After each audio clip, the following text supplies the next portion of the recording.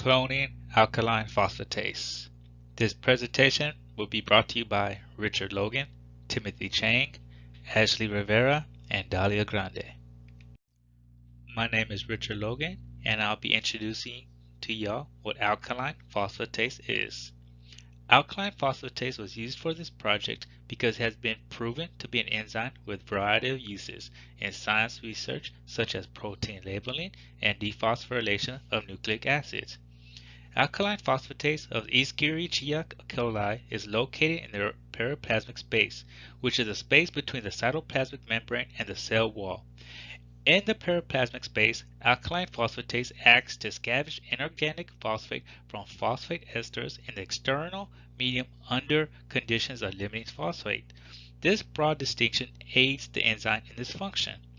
So the objectives for this experiment was to use the gene oscillated from the K12 E. coli that causes overexpression of alkaline phosphatase and transform the competent NEB5 alpha E. coli and BLD21 E. coli to overexpress alkaline phosphatase.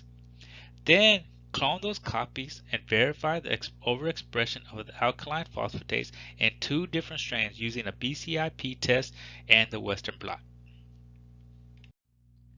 Two cloning techniques were learned in this semester: traditional recombinant cloning and infusion cloning.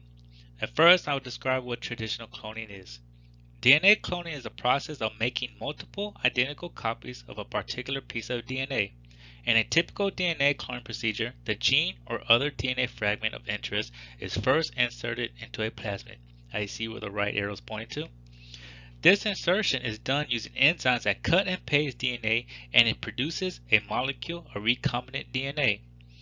The recombinant molecule is then introduced into a host cell where it can replicate, producing multiple copies of the cloned DNA fragment, that you see to the right. Last, cells containing recombinant clones are identified and screened out. As you see to the right, there's two in the colony bowl. There's blue cells and red cells. Red cells indicate the clone cells, which scientists screen out to use for their experiments. Infusion cloning.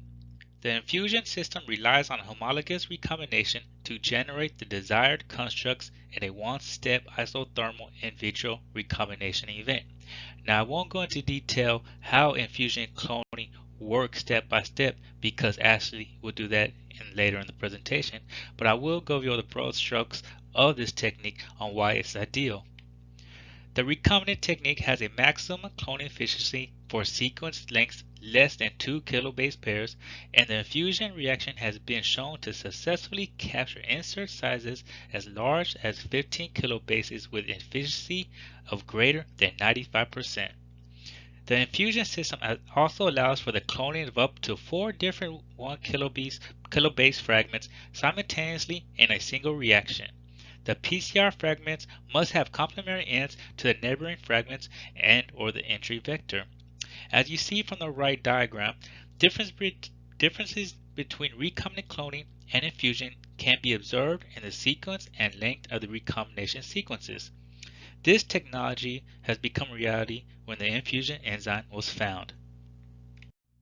Advantages of infusion cloning technology. Infusion cloning is ideal for making error-free fusion constructs, but it also has 4 other advantages over the traditional cloning method. First, the ligation reaction doesn't need T4 DNA ligase and the restriction enzyme cleavage site like the traditional method requires. Secondly, the connection efficiency is higher, about 200 to 500 times, than the traditional molecular cloning technology. Third, the longer gene fragment inserted into the target vector is a lot easier. And most importantly, as it's difficult to accomplish the vector construction on a large scale with the traditional method, with infusion, it is suited for accomplishing the vector construction on a large scale. Bacteria in the wild must be able to adapt and change rapidly according to the surroundings. One of the ways that a bacteria can adapt is to transform and uptake DNA that is in its vicinity. Transformation is how bacteria can uptake DNA that is floating around them and incorporate the sequence into its chromosome, allowing it to transcribe and express the sequence that was on the free-floating DNA.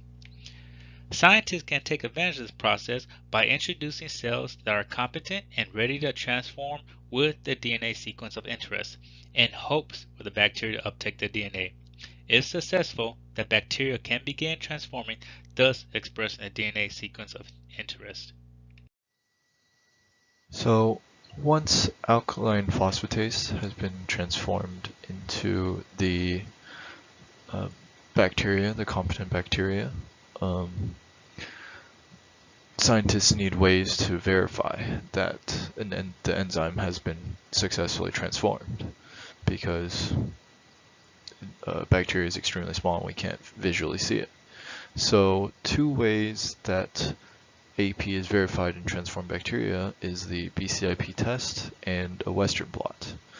And the BCIP test utilizes the alkaline phosphatase cleavage ability to cleave a phosphate group from a substrate and causes a color change in the solution. And so BCIP is added to the various wells containing the transformed cells, and then BCIP is added. And so the wells that do contain BCIP will change to a bluish purple color. The Western blot can also be used to identify AP using antibodies to bind to the protein and keep it on the blotting paper after the blotting paper is washed. Hi everyone, my name is Ashley Rivera and I will be going over the methods of our lab report number 2. So the first step that we did was the design of a primer in order to clone the E. coli with AP. After that, we used the infusion cloning, followed by a transformation of two different types of E. coli cells, DH5 alpha cells and the BLD21 cells. Following that, we did BCIP tests on the BLD21 cells to test the presence of AP. After we did the IPTG test to test the presence of the protein in a high phosphate, low phosphate, no phosphate environment of the cells. Following that, we once again tested the cells using a BCIP test to test the presence of AP. After that, we did the PNPP test to test the presence of the enzymatic kinetics of AP present in the cells.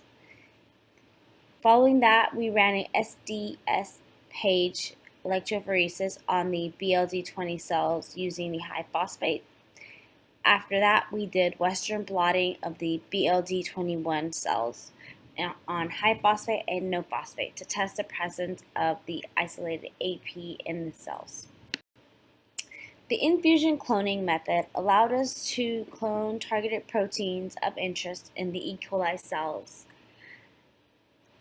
The first step was to identify the gene of interest that we would use to clone within the vector. We used the PET expression and purification kits to allow precise infusion HD PCR yield. After the transformation and cloning, the protein is said to be purified. The transformation method was done on both cell lines, the HD5 alpha cells and the BLD21 cells. The purpose of the DH5 alpha cells these cells are commonly used for cloning, so they're easily cloned. The BLD21 cells are also commonly used for cloning and transformation and are very efficient in protein expression. So basically what the transformation was is that a foreign plasmid was introduced into the E. coli cell. The three main steps that I would like you guys to see in the figure I have presented is the incubation period, heat shock period, and recovery period. The heat shock period basically degenerated the cell membrane so that the plasmid could be introduced into the cell, and then the recovery is when the plasmid is in the cell and there is starting to be production within the E. coli cells. The IPG test was done to test the presence of protein within the cells, in this case the AP protein. The BCIP test is used with the help of NTB, which is a nitro blue tetrazolium that will form a color detection when alkaline phosphatase activity is present in the cells. The IPTG test also tested for AP presence. The IPTG is a molecule that mimics allolactose. Allolactose is a lactose metabolic that triggers transcription of the lac operon. The IPTG therefore is used to induce protein expression of a gene that is under the control of the lac operon. So the IPG test was done to test the presence of alkaline phosphatase. The PNPP test was done to test for the presence of the enzymatic kinetics of alkaline phosphatase. PNPP is p-nitrophenyl phosphate, and it is a non-potentiaceous, non-specific substrate that is used as an assay protein for alkaline phosphatase. PNP test is a quick analysis to see whether alkaline phosphatase activity is present or not.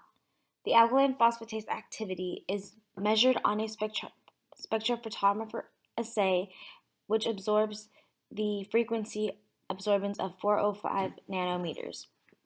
This is based on the ability that phosphatase can catalyze the hydrolysis of PNPP to p-nitrophenyl.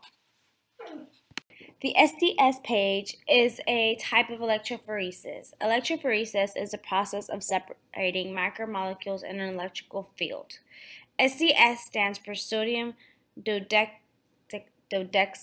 sulfate. The SDS page used the SDS and polyacrylamide gel. This type of electrophoresis eliminated the influence of structure and proteins that are separated based on polypeptide chain length. The purity of protein samples can be assessed using the SDS page. This was the first step that had to be done in order to complete the Western blotting. Western blotting is a technique commonly used in a microbiology laboratory. The Western blotting is used to detect specific protein molecules among other proteins. The proteins are separated according to size by the electrophoresis. I currently mentioned the SDS page electrophoresis in the previous slide. The results from the electrophoresis are then transferred to a membrane, and the membrane is used to produce a band for each protein. Within the Western blotting, the membrane was transferred and a sandwich was made using fiber pads, membrane, blotting paper, fiber pads, membrane, blotting paper, and it was ran in a cassette overnight. After the membrane is incubated with the labeled antibodies specific to the protein of interest, in this case, alpha-1 antibody was added. Hey guys, my name is Dalia Grande and I'm going to be talking about the results of this experiment. Now, the first figure that we have here is DNA extracted from the bacterial colony. The DNA samples were combined with restriction enzymes which were placed in each well except for lane 1. So lane 1 is a negative control, which is just water. The second lane is a Hindi 3 pre-cut, which was given to us, and the lane 3 is the Hindi that we actually put a micropipette into the DNA ourselves. Then on lane 4 we have E. coli, and lane 5 we have BAM2. So the significance about this picture is that the pre-cut Hindi 3 has the most fragments, which is predicted, and of course the most similar fragment bands is the Hindi 2, which was also predicted. And notice that in the water, it acts as a negative control, but the whole purpose of this was to see how the DNA is cut, based on the restriction enzymes. Now that we see how the restriction enzymes cut the DNA uniquely, we now decided to isolate the DNA from the bacterial culture and the colony. The first lane on the top row was the ladder, the second lane was the negative control, the next two lanes were bacterial DNA from the first group, then the following two lanes were from the second group. The final two lanes of the first row belong to the third group, which was us, and on the second row, the ladder was inserted on the third lane from the right, and then the next two lanes were the fourth group. Each group loaded their colony DNA, followed by the culture DNA, and if you see in this picture, all of the fragment bands are the same size, even though one of the DNA samples from group 3 in lane 7 was fainted. You'll see that it's still aligned with the rest of the groups. In this next picture, you'll see that we isolated DNA again from the bacterial culture, and just to confirm that each group, groups 2, 3, and 4, inserted their isolated DNA. And the first lane is going to be the ladder, the second lane is going to be group 2, the third lane is going to be group 3, and the fourth lane is going to be group 4. And if you see in this picture, you'll see that groups 2, 3, and 4, because the DNA was isolated from the same kind of bacterial culture, the fragment sizes are the same. Moving on to the next part of the experiment, we are then going to compare the colony and kit. So colony is what we did in the beginning of the experiment, and kit is what we were provided by our professor. So in this picture, you'll see that lane 1 is going to be the kit, 2 is going to be the colony, 3 is a negative control, that's why there's nothing there. Positive control is on the lane 4, and 5 is the ladder.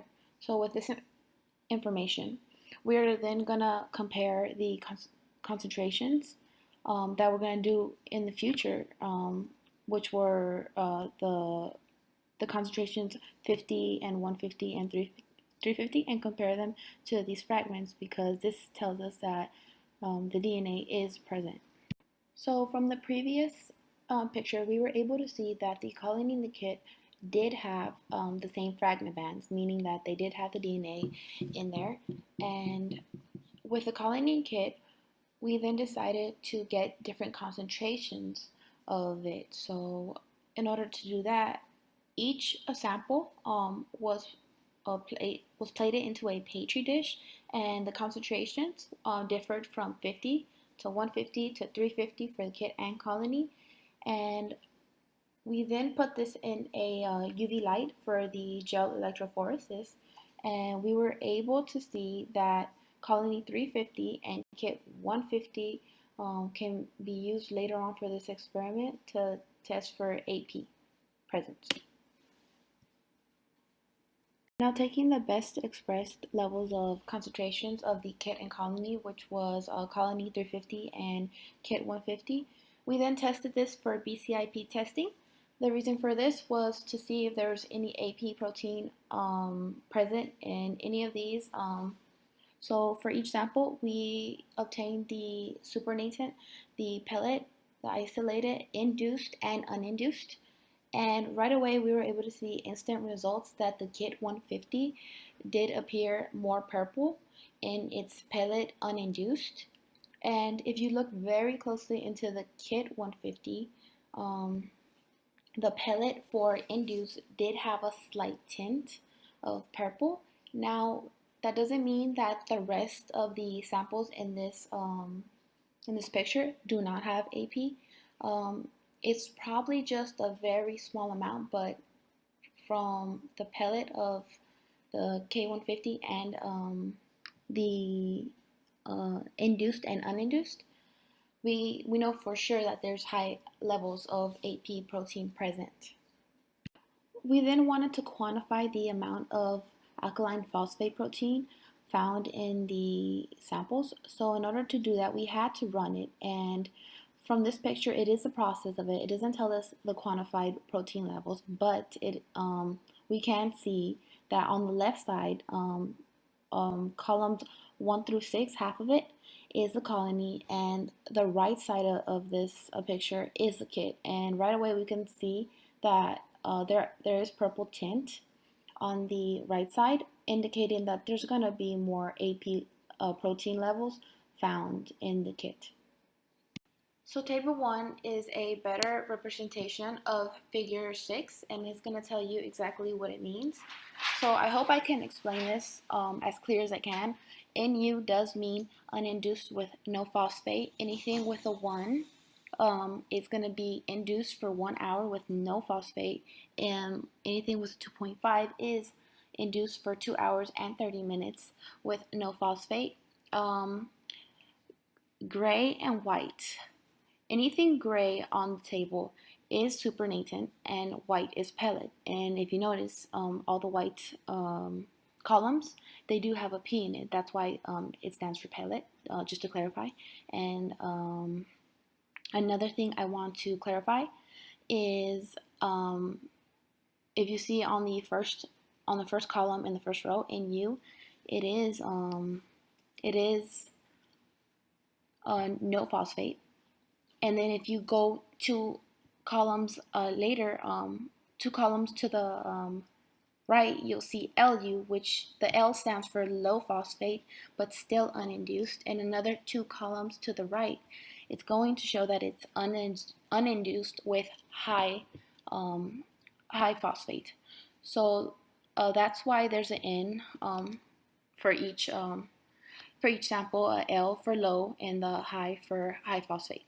So now that the numbers are quantified, you'll see that majority of the samples, they did increase in the levels of protein from uninduced to induced for 1 hour to 2.5 hours of inducement. So that's seen for majority of kit.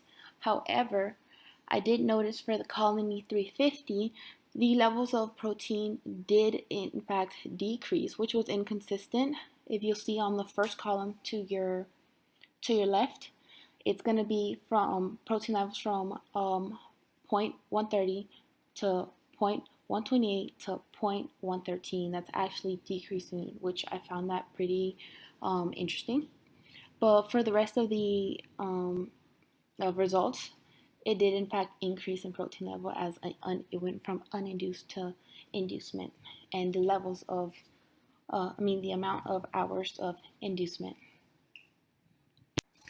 I also did want to point out that the higher amounts of AP protein found, if you're comparing them, you'll see that between supernatant and the pellet does obtain more protein levels than the supernatant. And I thought that was very important to point out, only because when we do further testing, there's more evidence that proves this statement. To do further tests on these samples, gel electrophoresis was done for the testing of the presence of the AP protein levels. Now, each group did put their own sample in, and you'll see that the first lane was in fact the latter, and the lanes 2, 3, and 4 are from the group 1. 2 is the kit supernet, 3 is the colony supernet group, and 4 is the pellet of that same group, group 1. Now for the next group, 5, 6, and 7 lane belongs to them. 5 is the colony 150. 6 is the colony 50 supernatant, and the 7th lane is the pellet. So moving on to the next group, that one's going to be the supernatant for the 8th lane, and the 9th lane is going to be for the pellet. And of course, 10, we do need a commercial of alkaline phosphatase to indicate exactly where it's located. So you'll see that all of them, except lane 2, 5, no, I'm sorry, 2, it's mostly 2, actually. 2 only is the one that does not appear to have any AP, but you will see that all of the rest do have AP levels of protein. And one thing that I found significant in this picture was that 4, 7, and 9, despite the fact that they're not from the same group, they are indeed pellets. And I find it pretty interesting that the pellet has stronger fragment band, indicating that there's more AP levels found. Now, Western blotting was also performed to identify the presence of AP protein, and in this picture, you'll see that that the first lane is ladder, the second lane is the high phosphate supernatant of group 2, the third lane is the no phosphate supernatant of group 2, then lane 4 is the no phosphate pellet, group 2, 5 is the high phosphate supernatant for group 1, the no phosphate supernatant for group 1 was 6, and for lane 7 was no phosphate pellet for group 1. For group 3, they did have 8 and 9, which 8 was the no phosphate supernatant, and the ninth lane is no phosphate pellet group. Of course, we did have a commercial of alkaline phosphatase in lane 10, which shows exactly where they're supposed to be. And if you see, all of them do have it, but if you look at 4, 7, and 9, that is the pellet, which I see that it's a lot more stronger, and I feel like this supports the statement that I was making earlier, that the AP protein is found more strongly in the pellet. Now, to further test the presence of AP protein found in each of the samples, we then did a Western blotting, same as before, except this time we used antibodies to soak into the samples, and the results were still similar. Now, the order of samples are the same as figure 9.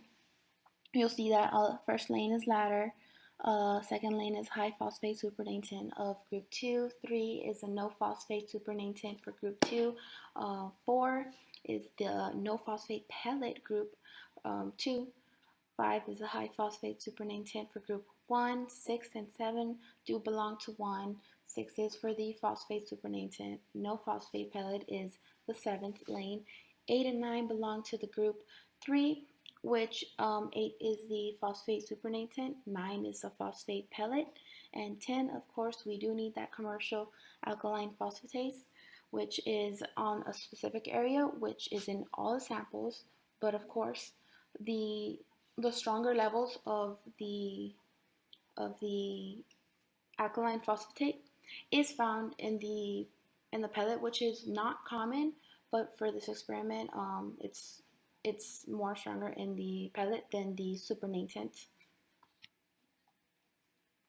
Oh, and because these alkaline phosphatase are in all of these samples, that does tell us that the transformation was a success, because the alkaline phosphatase was able to still express from the original cell that we were able to get it from. So the goal of this lab was to utilize common laboratory techniques to isolate, remove alkaline phosphatase from cells that have the overexpressing alkaline phosphatase gene, and then use that DNA to transform competent cells, and then confirm the presence of the gene in the newly transformed competent cells.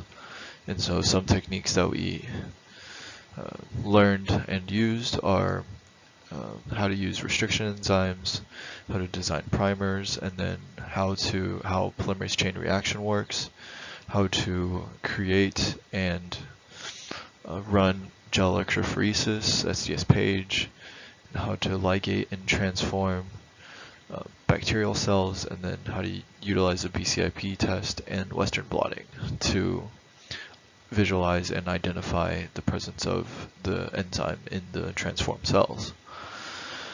And then in the end, the lab experiment was successful, and we were able to see AP expression in cells that were transformed.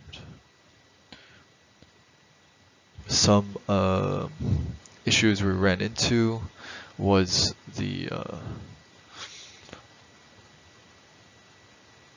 QA mini prep, which the first trial resulted in no bands, meaning no AP was found. And then, so we had to run a second trial. And then the second trial proved to be more successful after increasing the concentration. During the BCIP test, we also saw presence of AP in the pellet, which was unexpected because I think the AP was supposed to be in the supernatant after purification and centrifuging. But since we did see the BCIP color change in the pellet as well, that means that the pellet also contained AP. And the AP was not fully purified. So as mentioned earlier, one of the main problems we ran into was the QA mini prep, and during the first trial we were unable to see any bands on the gel. So for the second trial we increased the concentration of the cultures and did visualize bands indicating AP on the gel. Another unexpected result we got was the results of the BCIP test, where the supernatant and pellet showed similar amounts of alkaline phosphatase activity, which means that we did not purify the enzyme as well as we should have. Some improvements to the lab could be increasing the concentration amounts during transformation, to maybe increasing the amount of alkaline phosphatase overexpression gene during transformation to allow bacteria to uptake more of the DNA, or we can increase purification periods to try to better isolate and purify the enzyme. In the future, I think another gene could be used to transform the bacteria, except this time instead of using a BCIP test, because that's mostly utilized for alkaline phosphatase, or using a Western blot to verify, we can use maybe the LAC-C screen or use a GFP promoter to allow it to be visualized in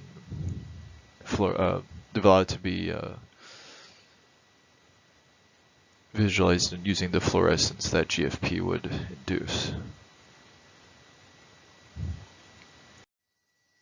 So, in conclusion, this lab was successful in transforming E. coli with the gene that causes overexpression of AP using various techniques that are commonly utilized in laboratories. The replication of DNA and transformation of bacteria are very useful techniques that can create many copies of the gene of interest or produce a large amount of protein supply by using a bacteria that can create multiple copies of the protein. Some of the experiments that we did were unsuccessful during the first trial, and so we made adjustments, and the second trial resulted in a successful experiment.